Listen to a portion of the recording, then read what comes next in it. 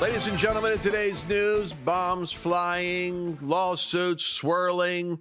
Trump is saying something provocative, and it's a news cycle spin, and it's going to be like that for the next 4 years. So I'm going to suspend that conversation, and we'll cover that on Flashpoint. We'll cover it tomorrow. But right now, as I was driving in today, remember the Lord was telling me to teach his people to live. I said, well, Lord, I need to learn how to laugh more and love better and live livelier.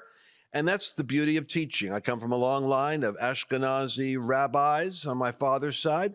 And I'll tell you a little secret, that when you're teaching it, you're learning it. And sometimes the secret of discipling other people is the more you reinforce to them the disciplines, the more that you're reminding yourself of what you got to do. So I put myself in the gymnasium for health every now and then because I have a tendency to neglect it. I run on the battery God gave me, and God gave me a great long living battery. I love it, but I want to make sure it's taken care of because as I get older, I'm finding myself not having the energy I used to have. And lifestyle becomes a factor. And I've got my dear friend, Dr. Jordan Rubin, who's going to be joining us in a moment. And every time we get together, we talk, and of course, he's Jewish, and I've got this Jewish background. And there's a unique rapport, I think, that Jewish people have with some subjects, and one of them is food. And I was thinking about this segment from Jackie Mason. I watched in New York. I actually met Jackie Mason. I ran into him in a restaurant. He's a fascinating guy. I got a picture with him. But I want you guys to catch the Jewish relationship with the subject of food. It's something which is deep and profound. Watch this. You know, the Jewish people are the only people in the world who gain weight even when they go to a gym or a health club to lose weight. Watch Gentiles in a gym or a health club. You ever see how busy they are? Swimming, jumping, barbells, doorbells, dumbbells, meklap, mehak, they're so busy. They're crashing into walls, into furniture, schwitzing and clapping and hacking. But every Jew is on a bicycle. This is not good.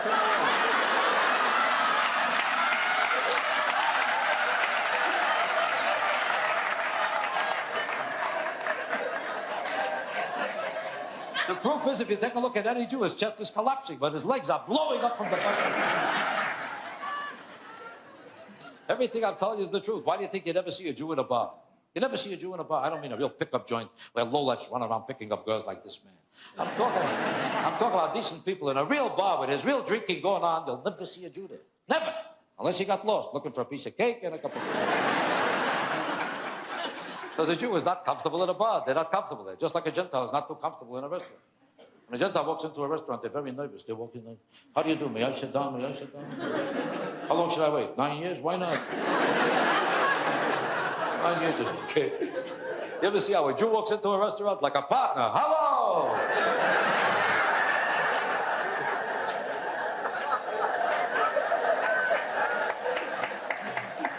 Let me see my table.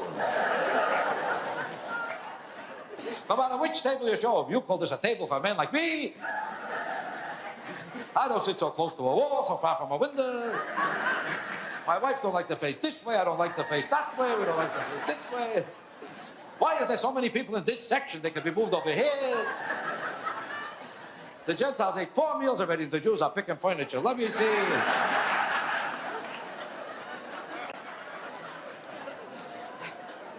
It takes them 3 hours to pick out a table, then they start a whole new fight. Why is it so drafty here?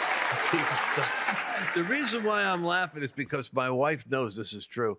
I walk into a restaurant, I act like I own the place. And I'm always complaining about a draft. Even here in the office. Why do you think I'm wearing the clothes I'm wearing? Because I got a draft in the back of my neck. Dr. Jordan Rubin, will you please join us? Isn't it true when I go to the health club? It's true. I'm on the bicycle. All the Gentiles are doing this and pumping and with steroids. I'm on the bicycle doing cardiovascular. That's why I caught this clip. There's an element of truth to this, isn't there? Well, I'm laughing for a lot of reasons, but the best part for you, Lance, is you have an accent that is similar to a New York Jew, Jackie Mason, et cetera, whereas I have sort of shed such an accent. But I do think that it is very, very interesting how certain people groups act very characteristically And Jackie Mason has great permission to make fun of Jews and Gentiles, apparently, which is awesome. But I can tell you just from the flood of memories, my grandmother, my great aunt, like anyone gets married and they feel like it's their job to determine what Uncle Fred's going to wear, who's going to sit next to who. Precisely. They literally don't talk to each other for 10 years because at Sonia's bat mitzvah, somebody sat at a different place and, wore a different dress. And it is unbelievable. And what people should know is in Judaism, particularly modern,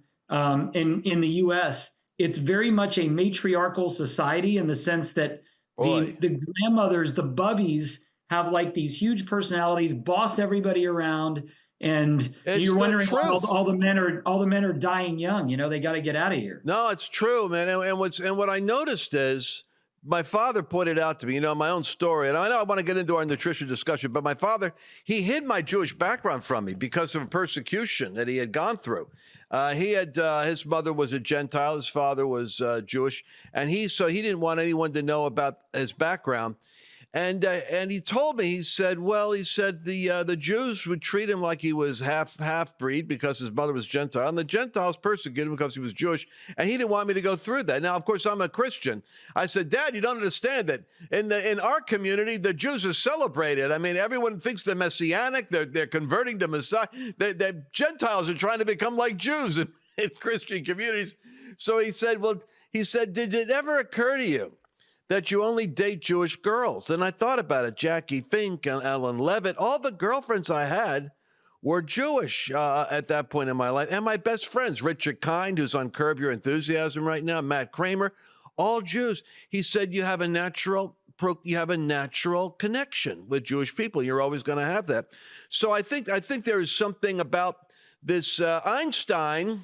Look at Bernstein, Einstein, Steinfeld. Jewish people have always had a unique contribution in American culture. They've never been more than 2% of our population. But they have a disproportionate impact upon all of the sciences and all of the mind molders. So it doesn't surprise me that Jew with a Jewish background and a belief in Yeshua and an encounter with the Holy Spirit would be coming up with unique discoveries that the 2% that you are is going to affect the rest of us. So talk to me about the latest that came out of the Edison laboratory. I'm asking you to go into the archives to get the Coke classics. You have something here that you developed years ago. And Chelsea's with us today. Chelsea is all things nutritional, ancient nutrition, and all products. And she talked to me about the Super Greens. She started stuffing gummies in my face the other day, and I'm loving them because I like something chewy. It's, I'm taking pills. I'll tell you the truth, Doc. I'm getting tired. I'm pills and powders and drinks and shit. But now a gummy, something to chew. Talk to me about the Super Green Gummies and you put something in these all the time that blows my mind, whether it's antioxidants or anti-inflammatories or some other thing it's doing. What's in these Super Greens? It is very simple. There are powerful vegetables and fruits, which you're going to recognize. You're going to look on the label and you're going to see a plethora of fruits and vegetables. And we wanted to fortify the product with whole food and methylated nutrients. And I know this is going to get into a big discussion because methylated is a scientific word, but let me say this. There are 3 B vitamins, B12, which we know is good for the brain, good for energy and more, B6, which is good for metabolism, skin, and other things, and folate, which we know about for reproduction, for having a healthy baby, but folate is also instrumental, along with the other 2 B vitamins I mentioned, in lowering homocysteine, which is a big indicator for cardiovascular disease risk. Now, the reason these B vitamins are in whole food or methylated form is that a portion of the population, 40 to 60%, you only know this if you've had genetic testing, cannot properly utilize supplemental B12 or B6. So I'll give you an example. If you're at home and you have a multivitamin and you take and look at the back, look at the label, if your B12 says cyanocobalamin, and if your B6 says pyridoxine hydrochloride, Chelsea's probably laughing because we're going to get Lance to say all of that after the show and pronounce it first try. But what that means is you have synthetic B vitamins that some people cannot tolerate. And what's worse, they may be causing you harm. So what Organic Super Greens gummies can do for you, it's a good tasting, super convenient way to get your greens. In fact, the antioxidant potential of one serving of fruits and vegetables in every serving of these gummies, plus you get 3 easy to utilize B vitamins for energy, cardiovascular health, and brain power. And best of all, you can say you ate your veggies. Wow. So the link on that, folks, you want to grab it, is lancewallnau.com/what? Greens? Yeah, lancewallnau.com/greens. And if you're watching on Facebook or Instagram, just put greens in the comment. Every purchase you make with this greens product, with Ancient Nutrition through Lance's stuff, helps support what we do here with Lance in the studio, with the show. It just is such a great way to help support what we're doing so we can keep bringing more products to you. And this is such a great product for yourself, for your family. Jordan, I actually want to ask you a question. Is this safe for kids? Because I'm constantly trying to bribe my friends to make their kids healthier. So I'm wondering, this would be a good... Chelsea, the answer is yes. I think right on the label, and you can correct me if I'm wrong, it says ages 4 and up. So you can, this is just based out of memory. So we always try to be very cautious, but so kids that are sort of above toddler and then pre-K age, they'd be awesome actually to send along to school, because here's what's funny.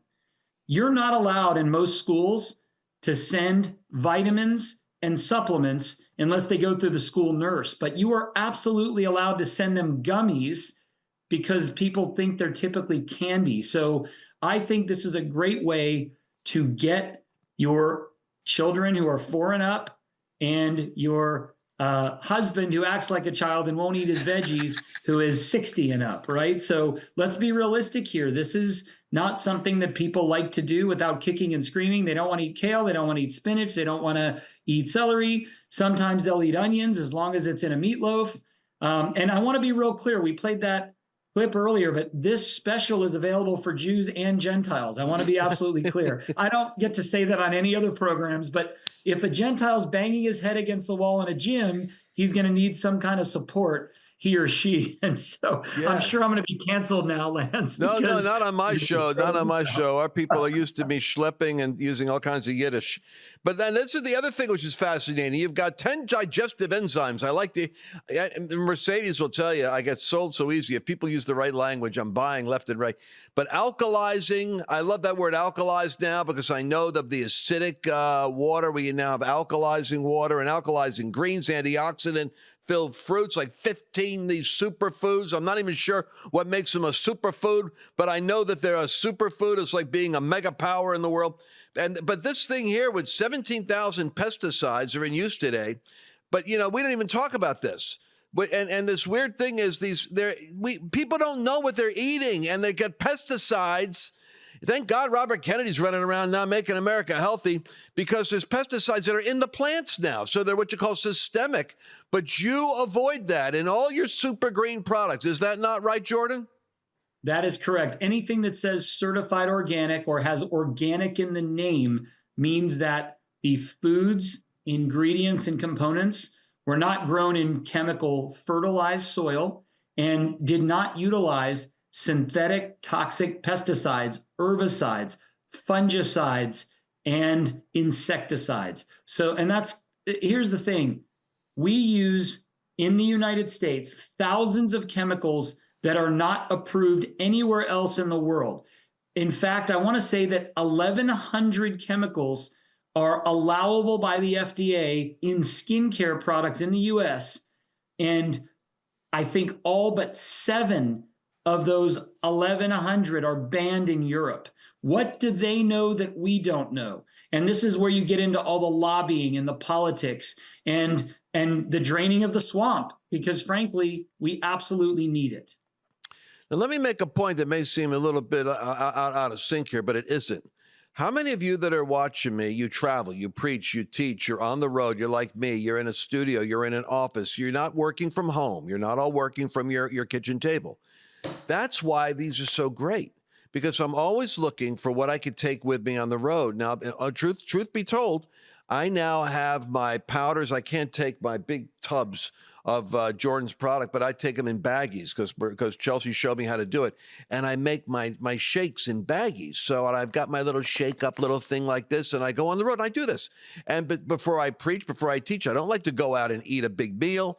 I'll eat afterward, but I have the shakes during the day. Now, here's the other thing. Now these are going to join my arsenal, because I could be on the plane, I could be in the car, I could be in the office, I could be in Washington, D.C., or wherever I'm at, but I've got my baggie of gummies. I've got a container of these with me because I can pop these in. And by the way, the strawberry watermelon flavor is delicious. That's why I was supposed to have like 2, but I cheated. I had 3. But I mean, this is exactly what I'm looking for. Who in the world gets a broccoli stalk or organic beetroot or organic spinach, and it actually tastes like, mango, watermelon, and strawberry? Only Jordan Rubin can put it together in a concoction. And by the way, if you go to the store, here's the other deceptive thing, and this is the thing that annoys me. I go to the store and I look at all the products that are there now. Do you know how much sugar is in those gummies that they have? They'll have these chewable things. Then you look at it, it's like having a candy, but you guys have low threshold of sugar. And I think you're even using a tapioca byproduct and cane sugar or something. Is that right? So they're sweet, they're tasty, they don't taste like you're eating broccoli. They taste like fruit, and the sugar is disciplined, right? Right. It's low sugar, it's organic sugar. And the reason we don't use artificial sweeteners that really neutralize any benefits you would be getting. Remember, powerful fruits and vegetables, methylated and whole food B vitamins, which help your heart, your brain, and are absorbable and available to all people, as opposed to typical B6 and B12, can be very problematic for those who have a certain gene disruption. And if you've not been genetically tested, you don't know who you are. So we always want to assume that we need to create products for everybody, no matter what their genetic makeup is. Oh, are you talking about the MTHFR gene mutation? Yes, absolutely. That is the gene mutation that causes you not to methylate properly, which means you can't take a normal B12 or a B6 that you'd find in your supplement, your multivitamin, and metabolize it, and it actually causes harm. These are pre-metabolized or already methylated. Yeah, I saw the test for that. You can get tested, but it's really expensive, and I didn't want to pay for it. So I just started taking methylated Bs and your products, and I've noticed a massive difference. So is that something you'd recommend to see, like to try? Absolutely. And by the way, I'm not saying you should all go out and be genetically tested, but the truth is cyanocobalamin, regular B12, or pyridoxine hydrochloride, regular B6, those are not good for you no matter who you are. But if you have a problem methylating, or if you have a genetic predisposition with the MTHFR gene, then you really need to watch your B vitamins. And listen, I want you to go to lancewallnau.com/greens. I'm only recommending what I do, people. This is what keeps me going. By the way, one of the funniest sounding supplements I've ever heard of is riboflavin. What is a riboflavin? Riboflavin is vitamin B2. And by the way, it is actually very beneficial for all kinds of things, including helping to control appetite, cravings, and boost your metabolism. Typically, people don't take single B vitamins. They're kind of all important as a group, but riboflavin, vitamin B2 is one such vitamin that's very important. Okay, Chelsea, one more free question here while we got the doctor. Okay, I want to ask both of you this. So I read this Bible verse, 1 Corinthians 10:31. So whether you eat or drink or whatever you do it all for the glory of God. And I've really been looking into more of this. Do we have a biblical responsibility or a responsibility to our faith to take better care of ourselves? Is it a spiritual responsibility to take care of your health? And this is something I've been wanting to ask both of you, what you both think on this. Do we have that? Do we have that spiritual responsibility to take care of ourselves? How does talking about health so much tie into all of that? Because, like you go to your church pancake breakfast. It's all carbs. It's all bad food. I just don't think people know. True. Church food is the most, I mean, we do our church on Sunday in the inner city. And what do they got? They got donuts and coffee in the back. And I'm thinking, oh my gosh, we're killing our people. We're coming in here praying for healing at the altar. Then we go out and kill ourselves in the fellowship hall. But, obviously you have a philosophy of this. You dedicated your life to it. But doing all to the glory of God, whether you eat or whether you drink, you should do it to the glory of God. And whatsoever is not of faith is sin.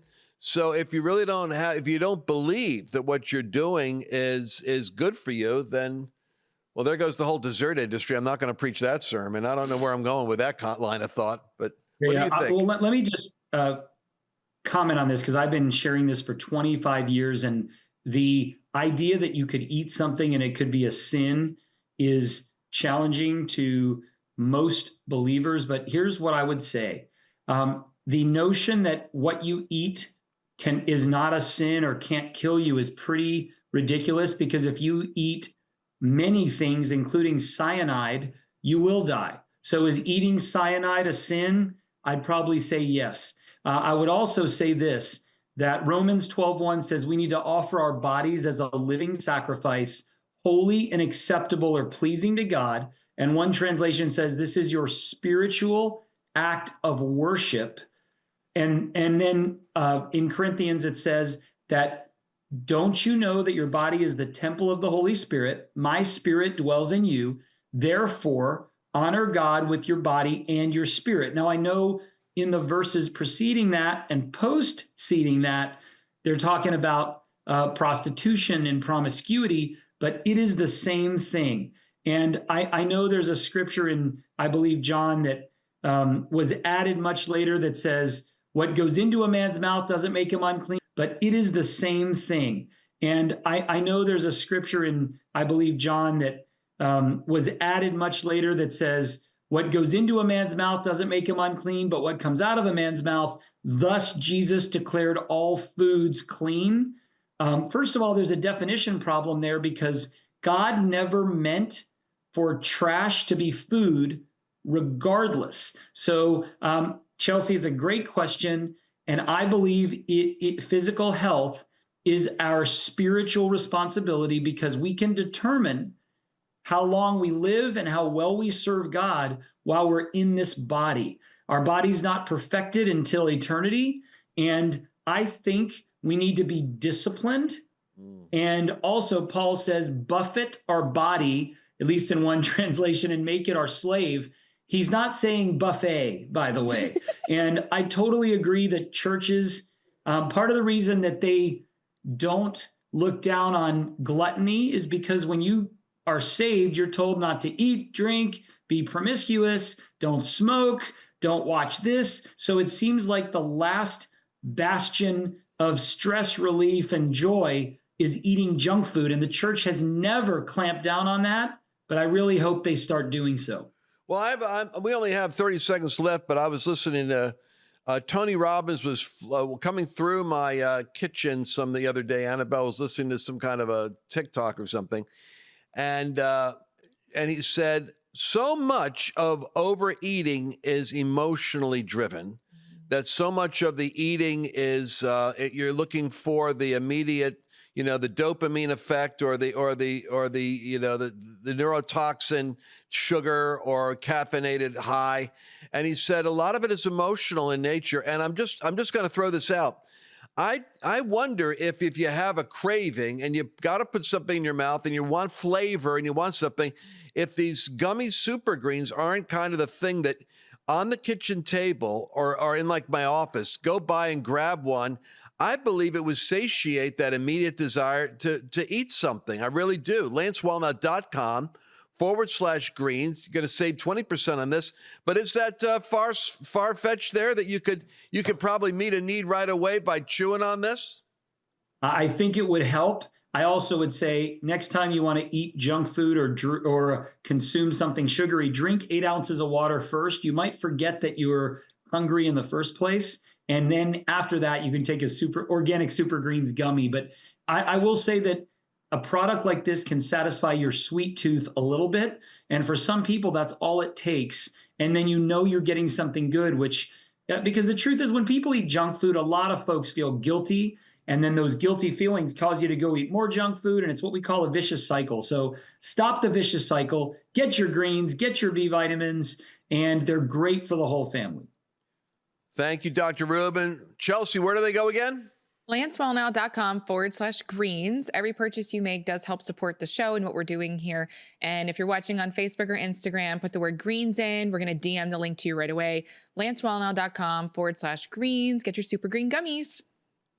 Thank you so much. We're going to be back again tomorrow. You don't want to miss any of these episodes that we have, especially with Dr. Jordan Rubin and what he's coming up with over there in the lab. We'll be back again tomorrow. Did you enjoy this latest episode? Please remember to share it with your friends, because the more knowledge